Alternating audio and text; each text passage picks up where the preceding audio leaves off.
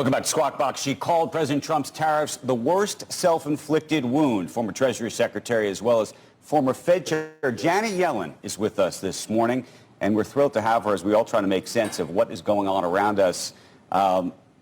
Secretary Yellen, thank you for joining us. Help us understand what you know or you think of, for example, some of the comments that were made both on Friday and then over the weekend as we try to make sense of which tariffs are on and which tariffs are off, rather. Do you know? Well, I think it's just completely chaotic. I know a lot of relief was felt when we discovered on Friday night or Saturday that computers and phones, electronics would be exempt from the highest Chinese tariffs. But then we were told yesterday that that's just a temporary reprieve and that there will be further developments there. So really, things have been just chaotic. The reciprocal tariffs put on, then paused. Don't know what's going to happen next. This is really creating an environment in which households and businesses feel paralyzed by the uncertainty about what's going to happen. It makes planning almost impossible. Have you gotten calls from any of your former counterparts that are either allies or enemies or others trying to understand what's going on? And I'm curious if you have what you tell them. Well, I have had a few meetings, and the truth is I honestly don't know what to tell them because these are huge. I've said self-inflicted wound. To me, President Trump is taking a sledgehammer, not only that he's pounding our allies with this, but he's pounding the U.S. economy with this sledgehammer. And I don't understand the rationale for the tariffs. Most economists would say if what you're trying to do is to reduce the trade deficit, imposing tariffs is not going to be successful and is not the way to go about doing that. The best approach there would be greater fiscal discipline, which we're not likely to see. And perhaps it's to bring back American manufacturing.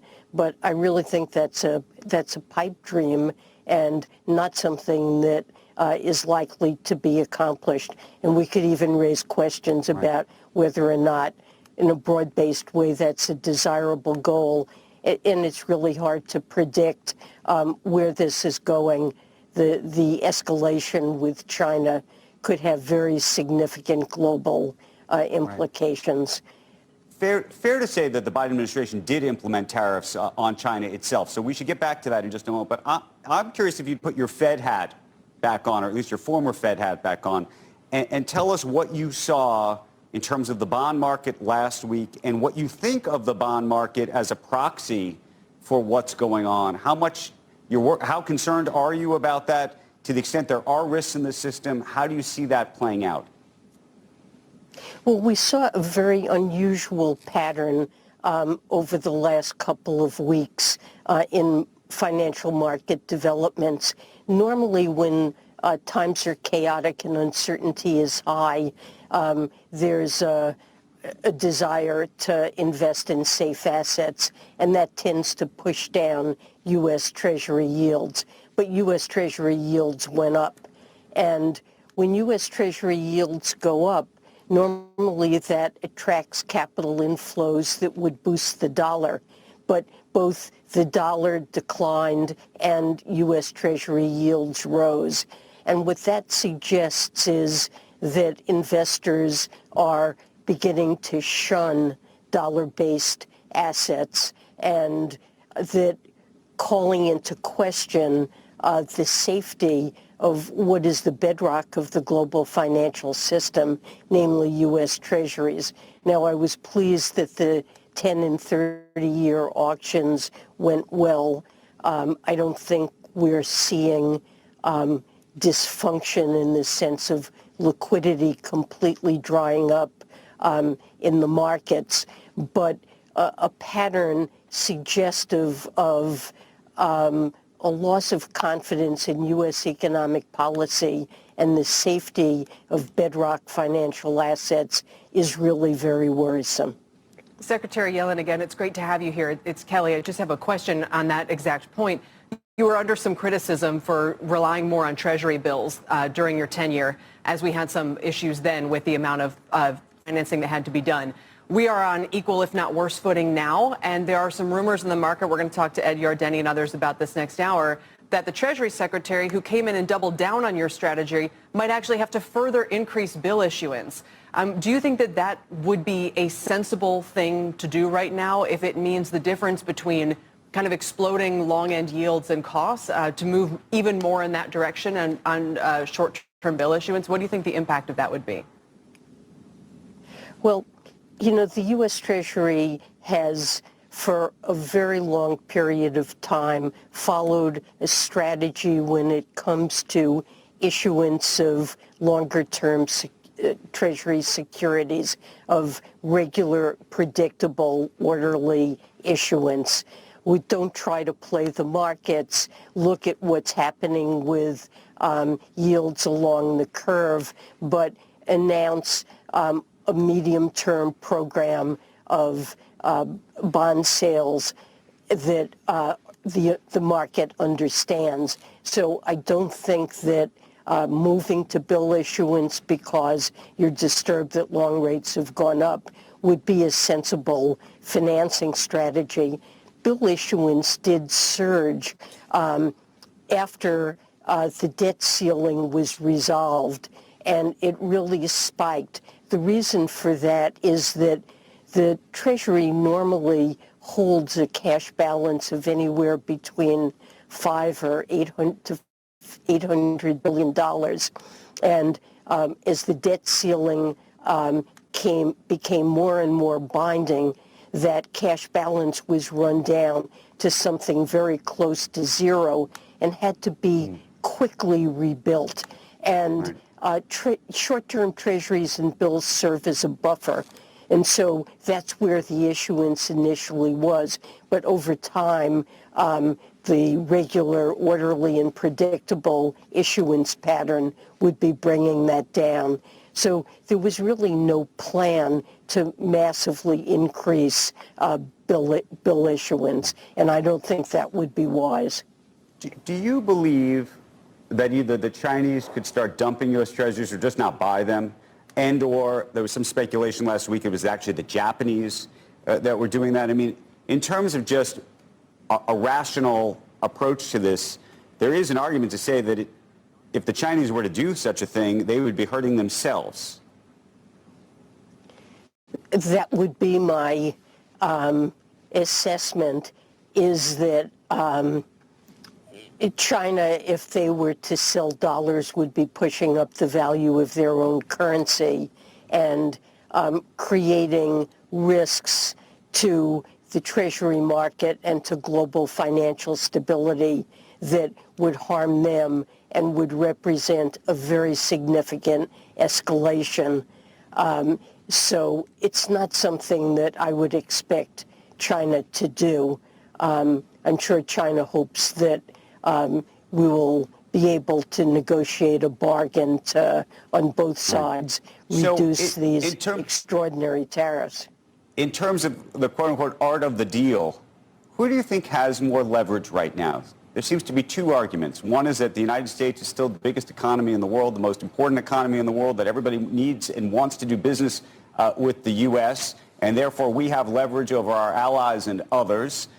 There's another perspective that over these next 90 days, that China may try to create its own alliances with the EU and other countries, effectively to ask things effectively of us, or at least make it harder for us to have leverage over them.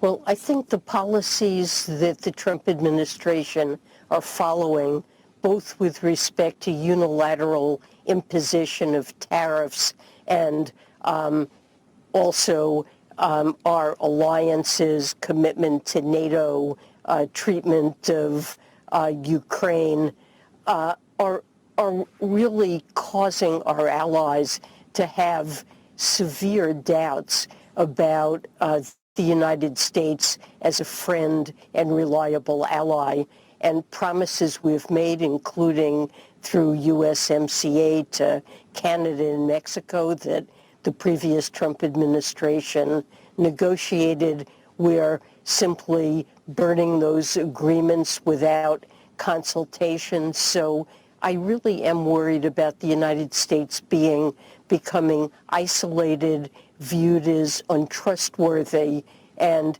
this creating an opportunity for China to work with some of our best allies, Japan, South Korea, others, to try to, and you know, that is a very substantial economic region.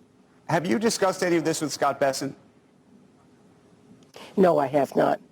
I know there was a dinner that took place last week among a whole host of former Treasury Secretaries. I don't believe you were there, but I was curious if you, I know you had spoken to him early on when he first got the job. I didn't know if you had conversations with others inside the administration. If you haven't spoken to him, I was going to ask you whether you've talked to Jay Powell, because he's the other person that may have to make some decisions about how to treat all this. And I'm curious, if you put your Fed hat back on, sort of how you think the Fed should even think about this, which is to say, you know, there's a question mark about whether the Trump administration has a put or a floor on this market, whether they can take the tariffs away or what they can do. But on the other end, you know, if the Fed effectively tries to prop up the system, they effectively, therefore, are supporting these policies, and it's unclear whether, well, it's not even unclear. Jay Powell clearly doesn't like these policies. Well, look, there's no put when it comes to the stock market ever with respect to the Fed, although if risks to financial stability arise, and let me be clear, I do not yet see those in play and hope they don't come into play, the Fed has a range of liquidity facilities that I would expect them to deploy as they did in March of 2020 after the pandemic. You know, I think that the tariff policies and the uncertainty they're creating create the most difficult possible situation for the Fed, because the Fed is going to focus squarely on its two congressionally mandated objectives, price stability and maximum employment. And inflation's come down. It's not quite at the Fed's target, but there's good reason to believe that we're going to see a surge in inflation, at least for a while. And we've seen in surveys. Yeah, no, I was just going to say you know, last time it obviously was not transitory. It was deep-seated. It was maybe, I don't know, money supply, however you want to look at it, fiscal spending. That was the definition of not transitory when you called it transitory. This time, since it would be, you know, if the tariffs, if there wasn't a trade war, it's a one-time increase, so you don't, the second derivative isn't affected where inflation rises every year, not just one-time. It just seems like this would be the definition of transitory, especially with oil prices coming down below $60. Well, I mean, this is a time to use the transitory word, not the last time. Well, a lot of what happened the last time was also one shot, but the transitory suggests a matter of weeks and months, and it clearly wasn't that. And this time, it may be longer as well. The really key question has to do with inflation expectations and whether or not there can be second-round effects when prices go up. And I think they will go up very noticeably. Just think about autos. There's going to be sticker shock in auto showrooms quite soon, I believe, and many prices are likely to go up if these tariffs aren't unwound. We've seen in the most recent consumer surveys a jump in inflation expectations. Now, that is not necessarily meaningful. Households don't usually set prices. So it's not automatic that inflation expectations have moved up, but it's something the Fed will have to watch closely and worry about. So especially given the history we've had of inflation and not being quite back to normal, the Fed, I think, will be reluctant to cut rates. But recession probabilities have gone way up. I wouldn't want to go so far as to forecast a recession, but look, estimates suggest that the impact of these whole tariffs, if they stay where they are, on consumers could be in the region of $4,000. And that is a big hit to household income that can lead to less consumer spending on a wide range of goods. And the uncertainty that businesses face is likely to have a marked negative impact on investment spending. And a collapse in spending or a decline in consumer and business spending can really be responsible for significant recession. We want to thank the former Treasury Secretary Janet Yellen for joining us this morning, offering her perspective, and we hope to talk again very, very soon as we watch all this play out. Thank you. Thank you. You bet. Squawk Box coming right back.